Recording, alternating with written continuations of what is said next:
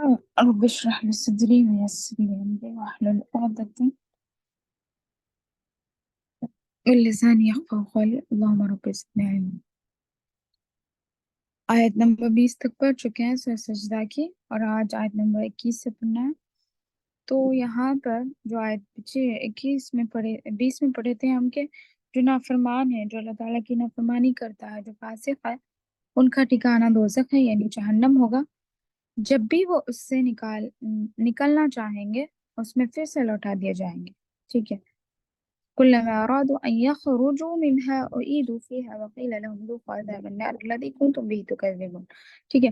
تو جب بھی وہ اس سے نکلنے کا ارادہ کریں گے یا پھر سوچیں گے کہ اس بارے میں کہ ہم کو اس سے نکال دیا جائے، تو ان کو اسی میں پھر سے ڈال دیا جائے گا۔ وقیل لهم، اور ان سے کہا جائے گا کہ چکھو مزہ عذاب جہنم کا،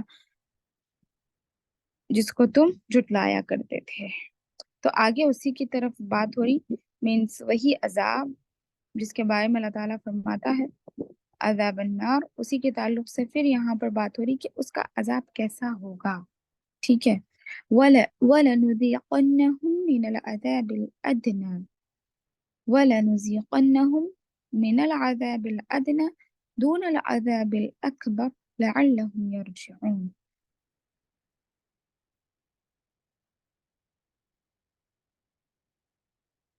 ہاں، تو وَلَنُذِيقَنَّهُم، وا کا منع اور لا ضرور ضرور معنی میں تاکید پیدا کرنے کے لیے داخل ہوتا ہے۔ جب کسی فعل پر داخل ہوتا ہے لا، لام تاکید بلند جسے کہتے ہیں، تو یہ جب کسی حرف پر داخل ہوتا ہے، سوری کسی فعل پر داخل ہوتا ہے تو معنی میں تاکید پیدا کرتا ہے۔ تو لا کا معنی ضرور ضرور، ٹھیک ہے، ضرور ضرور ہوگا۔ نذیقنہم، ہم مزہ چکھائیں گے، ہم ان کو، من العذاب الادنی، نزدیک والے عذاب کا، دون العذاب الاکبر، بڑے عذاب سے پہلے، یعنی بڑے عذاب کے سوا، یعنی پہلے بڑے عذاب سے پہلے ان کو چھوٹا عذاب، جسے ادنا یعنی چھوٹا عذاب، کم یعنی تخفیف ہوگی اس عذاب میں۔ تو اللہ رب العزت کہتا ہے کہ ہم انہیں قیامت کے بڑے عذاب سے پہلے ہلکے عذاب کا مزہ بھی ضرور چکھائیں گے، شاید کہ وہ اپنی روش سے باز آ جائے۔ اس کا یعنی اس کی جو تفسیر ہے ہم پڑھ چکے ہیں، کیا تھی کہ دنیا میں ہی ہم کیا کریں گے، ان کو اس کا مزہ چکھائیں گے، ٹھیک ہے۔ بڑے عذاب سے مراد قیامت کے دن جہنم کا عذاب ہے، اور عذاب الادنا جو بتایا جا رہا ہے اس سے مراد دنیا میں پہنچنے والے مصائب ہے، ٹھیک ہے۔ بڑے عذاب سے مراد قیامت کے بعد جہنم کا جو عذاب ہوگا، قیامت کے دن جو جہنم کا عذاب بتلایا جائے گا وہ ہوگا، اور چھوٹا عذاب جسے دون العذاب الادنا کہا جاتا ہے، عذاب الادنا جسے کہتے ہیں، وہ ہے اس سے مراد دنیا میں پہنچنے والی مصائب ہے جو انفرادی طور پر بھی انسان کو دیکھنا پڑے، جیسے بیماریاں، مالی نقصان، رشتہ داروں کی موتیں، یا کسی دوسرے حادثے، اور اجتماعی زندگی کے مصائب الگ نوعیت کے، یعنی الگ الگ طریقے کے ہوتے ہیں۔ مثلا قحط ہوتے ہیں، قحط سالی اگر آ گئی، مہنگائی جسے ہم کہہ لیں، قحط سالی کہہ لیں، یا پھر زلزلے، وبا، فسادات، لڑائیاں، جس سے ایک وقت ہزاروں انسان لقمہ اجل بن جاتے ہیں، یعنی اس سے بہت سے لوگ کیا ہو جاتے ہیں، ختم ہو جاتے ہیں۔ اللہ کی طرف سے ہلکے ہلکے عذاب ہے نہیں، بلکہ تنبیہات بھی ہے کہ وہ بر وقت اسی وقت مل جائیں، اور انہیں معلوم ہو جائے کہ اس سے بالاتر کوئی ہستی موجود ہے جو ان کی بدعمالیوں پر، ان کے گناہوں پر ان کے گرفت کر رہی ہیں اور کر سکتی بھی ہیں، اور اس سے انہیں اپنا عقیدہ اور عمل درست کرنے میں مدد ملے، اس طرح شاید وہ بدعملیوں سے اور آخرت میں ان کے برے انجام سے بچ جائے۔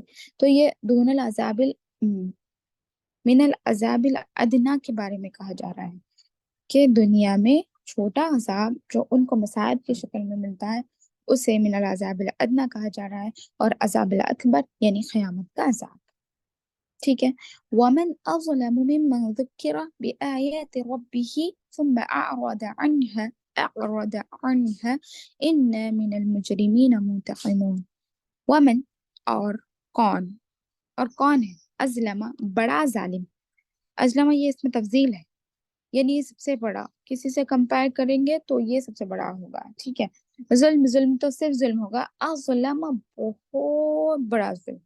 ٹھیک ہے. کبیر کہتے ہیں بڑے کو، پھر اکبر کہتے ہیں بہت بڑا. اس لیے اللہ تعالیٰ کے ساتھ جو صفت متصف ہوئی وہ اللہ اکبر کی ہے. ٹھیک ہے. تو بہت بڑا، اس سے بڑا کوئی بھی نہیں ہو سکتا. اس طرح یہ اس میں تفضیل کا صیغہ ہے. اظلم بڑا ظالم، ممن اس سے جو ذکر نصیحت کی گئی، بآیات ربہ اس کے رب کی آیات سے، ربہ اس کے رب کی آیاتی آیات. ثم اعرض عنها پھر اس نے منہ پھیر لیا، ثم پھر اعرض پھیر لیا، عنها اس سے، عنها کی ضمیر آیات کی طرف ہے تو اس سے اس نے منہ پھیر لیا. انا بے شک ہم، من المجرمین مجرم کی جمع ہے یہ، تو مجرموں سے، من المجرمین مجرمون سے، منتقمون انتقام لینے والے ہیں. ٹھیک ہے. اور اس شخص سے بڑھ کر ظالم کون ہوگا جسے اس کے رب نے یا پھر اس کے رب کے آیتوں سے نصیحت کی جائے. ٹھیک ہے. اس کے رب کی آیتوں سے نصیحت کی جائے پھر وہ اس سے منہ موڑ لے. ومن اظلم ممن ذکر بآیات ربہ ثم اعرض عنها، یہاں تک. اس سے بڑھ کر ظالم کون ہو سکتا ہے جسے اس کے رب کی آیتوں سے، ذکر یہاں پر تشدید کے ساتھ نصیحت کے معنی میں آئے گا، تو اسے نصیحت کی جائے، ثم اعرض عنها پھر وہ اس کی آیتوں سے منہ موڑ لے.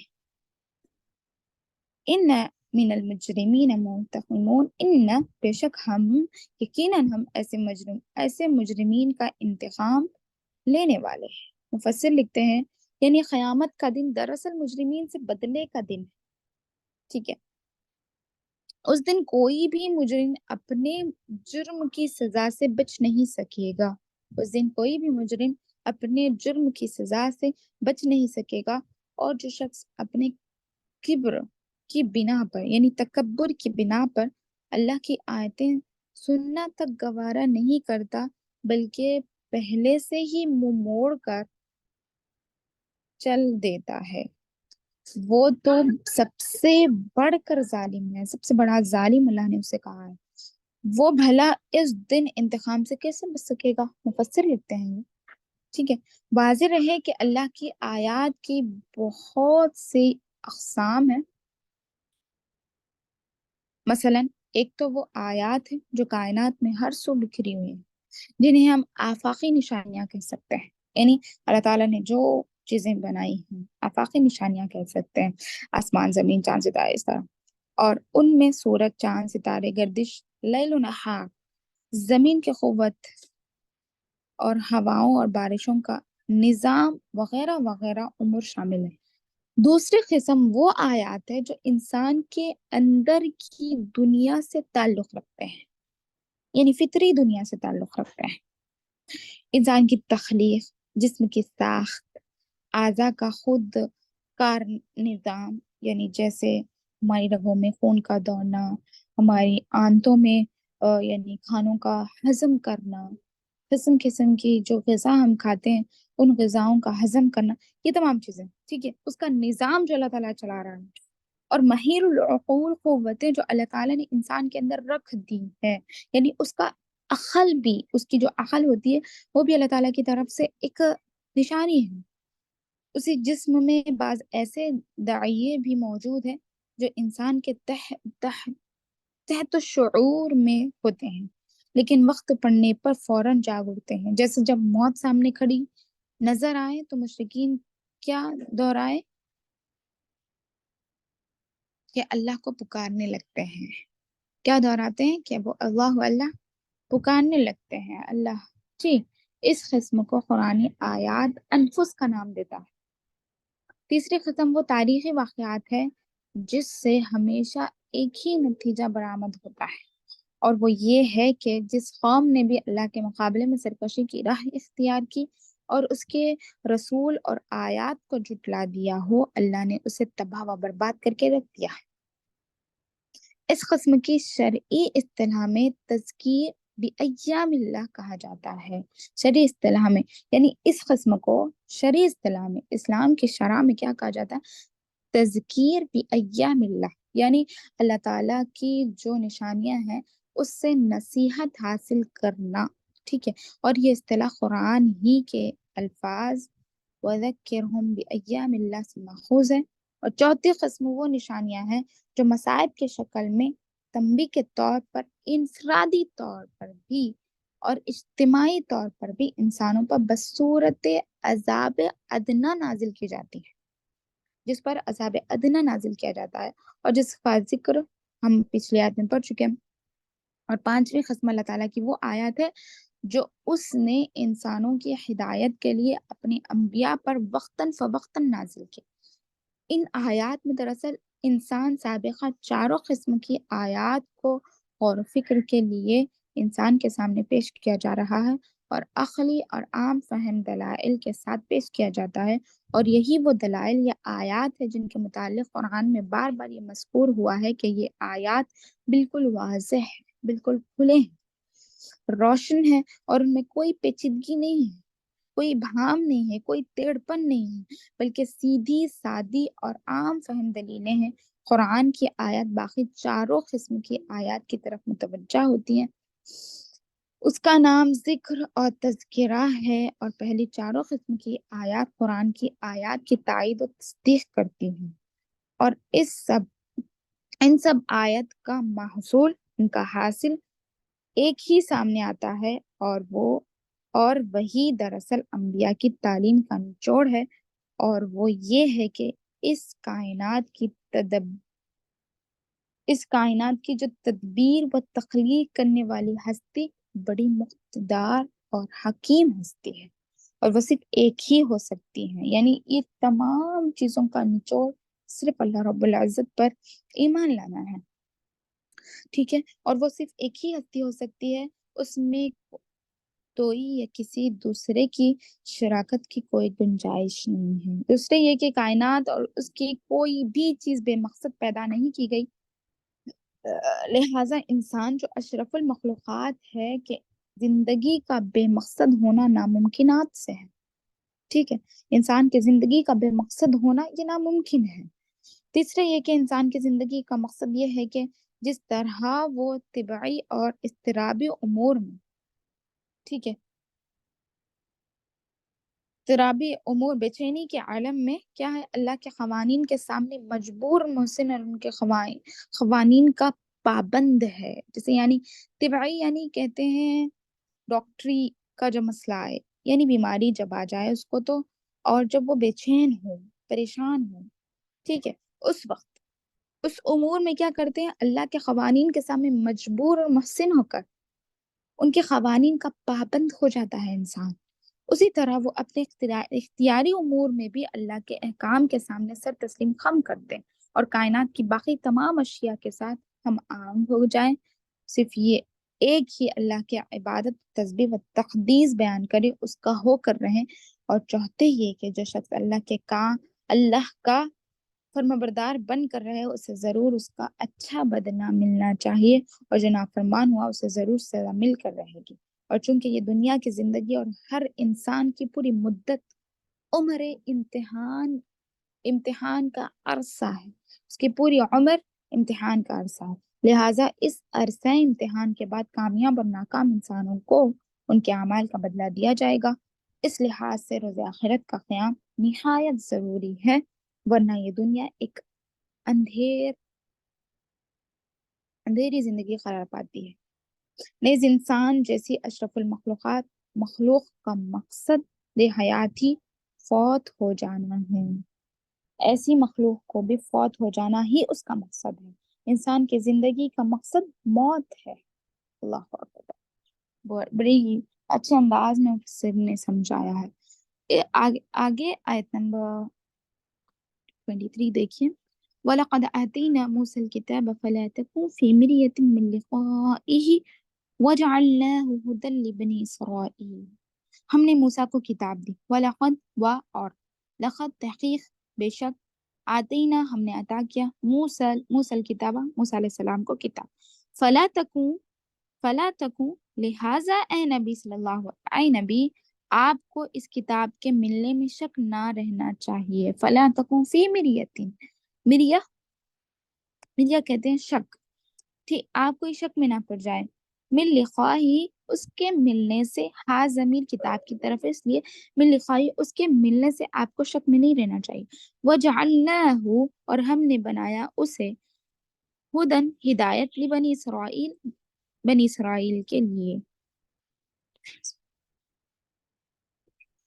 ہم نے موسیٰ علیہ السلام کو کتاب دی تھی، لہٰذا اے نبی صلی اللہ علیہ وسلم آپ کو اس کتاب کے ملنے میں شک نہ رہنا چاہیے، ہم نے موسیٰ علیہ السلام کو کتاب دی تھی، آپ کو اس کتاب کے ملنے میں کوئی شک نہ رہنا چاہیے، یہ کتاب بنی اسرائیل کے ہدایت کے لیے تھی، بنی اسرائیل کے لیے ہدایت تھی یا پھر ان کی ہدایت کے لیے نازل کی تھی، یعنی اس سے پہلی آیت میں اللہ تعالیٰ کی آیات سے منہ موڑنے کا ذکر ہوا، ابھی جو پچھلی آیت میں ذکر ہوا اسی نسبت سے یہاں تورات کا ذکر ہوا، جو قرآن کے بعد سب سے الہامی کتابوں سے زیادہ مشہور ہے تورات، قرآن کے بعد پہلے قرآن مشہور ہے پھر اس کے بعد تورات ہے، تو تورات صرف بنی اسرائیل کے لیے ہدایت کی کتاب تھی، جبکہ یہ قرآن پوری نوع اسلام پوری انسانیت کے لیے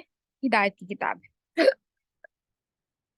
اور آگے آپ صلی اللہ علیہ وسلم کو جو تنبیہ کیا جا رہا ہے اس جملے میں خطاب اگرچہ نبی کریم صلی اللہ علیہ وسلم کو ہے کہ اس میں آپ کو کوئی شک نہیں رہنا چاہیے، مگر مخاطب سارے مومنین ہیں، اس لیے میں نے اس سے پہلے بھی آپ لوگوں کے سامنے بات رکھی تھی کہ جو بھی قرآن میں اللہ رب العزت نبی کریم صلی اللہ علیہ وسلم کو مخاطب کر کے کہتا ہے وہ خاص طور پر اللہ کے نبی صلی اللہ علیہ وسلم کو کہتا ہے، لیکن عام طور پر تمام مسلمین کے لیے وہ بات ہوتی ہے، ٹھیک ہے، کیونکہ نبی صلی اللہ علیہ وسلم سب سے پہلے خود اپنی نبوت پر ایمان لاتے ہیں پھر دوسروں کو ایمان لانے کی دعوت دیتے ہیں، لہٰذا منزل من اللہ کی طرف سے نازل ہونے والے کلام ہر رسول کا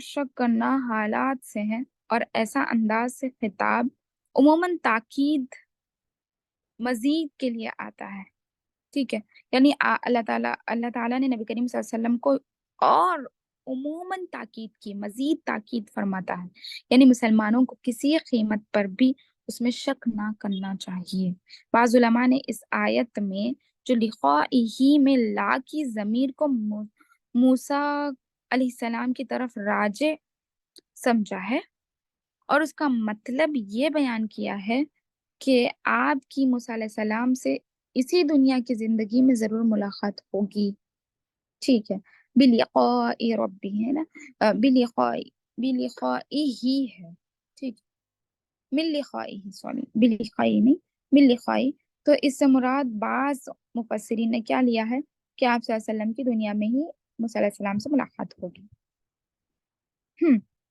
ضرور ہوگی، اور آپ کو اس ملاقات کے بارے میں شک میں رہنا چاہیے، شک میں نہیں رہنا چاہیے کہ آپ کی حضرت موسیٰ علیہ السلام سے یہ ملاقات معراج کے موقع پر چھٹے آسمان پر ہوئی تھی، اس میں کوئی شک نہیں ہے، ٹھیک ہے، یہ بھی ایک طرف سے مفسرین کی بات صحیح ہو سکتی ہے، واللہ عالم بالصواب، مفسر لکھتا ہے، ٹھیک ہے، وَجَعَلْنَا مِنْهُمْ أَئِمَّةً يَهْدُونَ بِأَمْرِنَا لَمَّا صَبَرُوا وَكَانُوا بِآيَاتِنَا يُوقِنُونَ، اور جعلنا انہوں نے منہم ان میں سے، انہوں نے یا پھر ان سے، ائمہ جمع امام یعنی پیشوا، ائمہ پیشوا امام، یہدون اور رہنمائی کرتے، بِأَمْرِنَا ہمارے حکم سے، لما جب، صبروا انہوں نے صبر کیا، وکانوا اور وہ تھے، بآیاتنا ہماری آیتوں پر،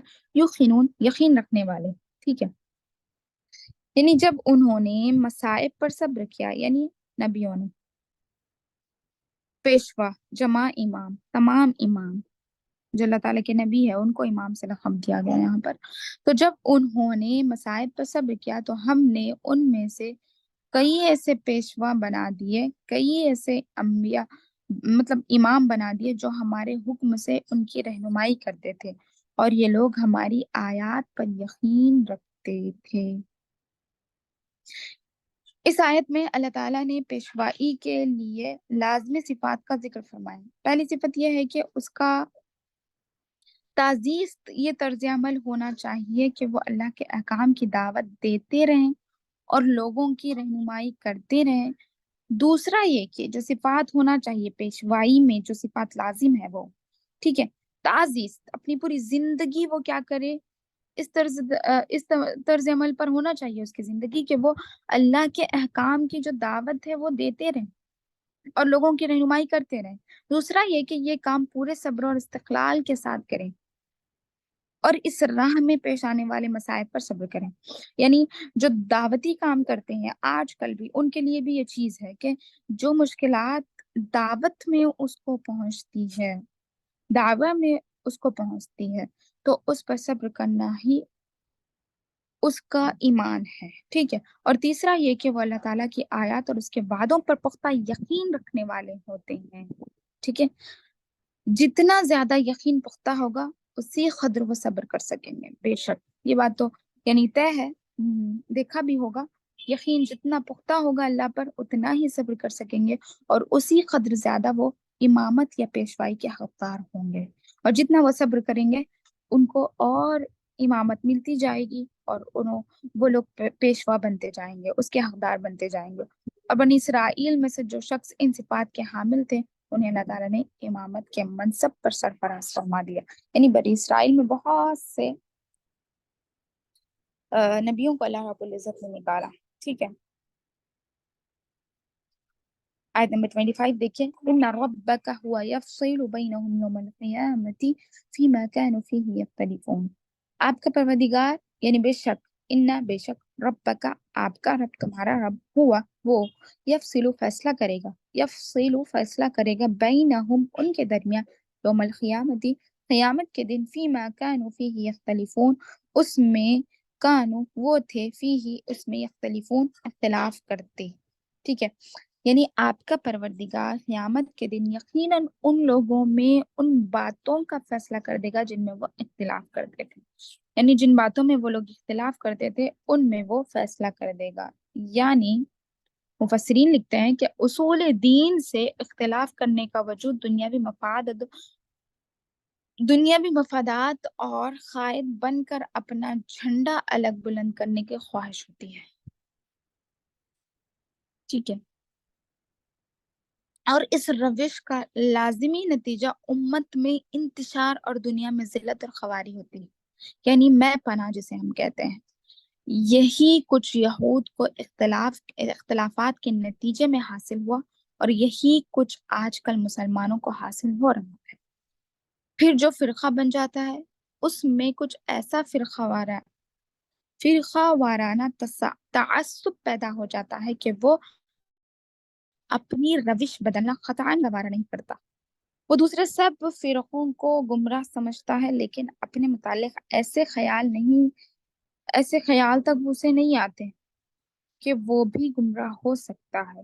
گویا دنیا میں تو کوئی فرقہ اپنی غلطی تسلیم کرنے کو آمادہ نہیں ہوتا، ہاں اللہ تعالیٰ ہی ان کے درمیان یہ فیصلہ کرے گا کہ کس فرقے کے پاس کس قدر حق کا حصہ تھا اور کس قدر باطل کا۔ ان سب میں سے فلاں فرقہ حق پر تھا اور باقی سب گمراہ تھے۔ لوگوں کے تعصب کی وجہ سے دنیا میں یہ مسئلہ بڑھتا جا رہا ہے، خواہ امت کتنی ہی ذلت اور خواہی سے دوچار رہے، ٹھیک ہے۔ تو لوگ ذلت اور خواری کی طرف جا رہے ہیں اپنے بدعمالیوں کی طرف سے، لیکن یہ نہیں سمجھ رہے کہ یہ اللہ کا مار ہے، ایسا مفسر کا کہنا ہے، اس کا حاصل کلام یہی ہے۔ امید ہے آپ کو سمجھ میں آیا ہوگا۔ اللہ تعالیٰ ہم کو دین حق پر قائم رکھے، ہمارے گناہوں کو معاف کرے اور ہمیں حق بات سننے، حق بات حاصل کرنے اور حق ہی دوسروں تک پہنچانے کی توفیق عطا فرمائے۔ آمین. اللہ اکبر. آگے دیکھیے بسم اللہ الرحمن الرحیم. وَلَنُذِيقَنَّهُم مِّنَ الْعَذَابِ الْأَدْنَىٰ دُونَ الْعَذَابِ الْأَكْبَرِ لَعَلَّهُمْ يَرْجِعُونَ. وَلَنُذِيقَنَّهُم مِّنَ الْعَذَابِ الْأَدْنَىٰ دُونَ الْعَذَابِ الْأَكْبَرِ لَعَلَّهُمْ يَرْجِعُونَ. ومن أظلم ممن ذكر بآيات ربه ثم أعرض عنها إنا من المجرمين منتقمون. ومن أظلم ممن ذكر بآيات ربه ثم أعرض عنها إنا من المجرمين منتقمون. ولقد آتينا موسى الكتاب فلا تكن في مرية من لقائه وجعلناه هدى لبني إسرائيل. ولقد آتينا موسى الكتاب فلا تكن في مرية من لقائه وجعلناه هدى لبني إسرائيل. وجعلنا منهم أئمة يهدون بأمرنا لما صبروا. وجعلنا منهم أئمة يهدون بأمرنا لما صبروا وكانوا بآياتنا يوقنون. وجعلنا منهم أئمة يهدون بأمرنا لما صبروا فكانوا بآياتنا يوقنون. إن ربك هو يفصل بينهم يوم القيامة. إن ربك هو يفصل بينهم يوم القيامة فيما كانوا فيه يختلفون. إن ربك هو يفصل بينهم يوم القيامة فيما كانوا فيه يختلفون.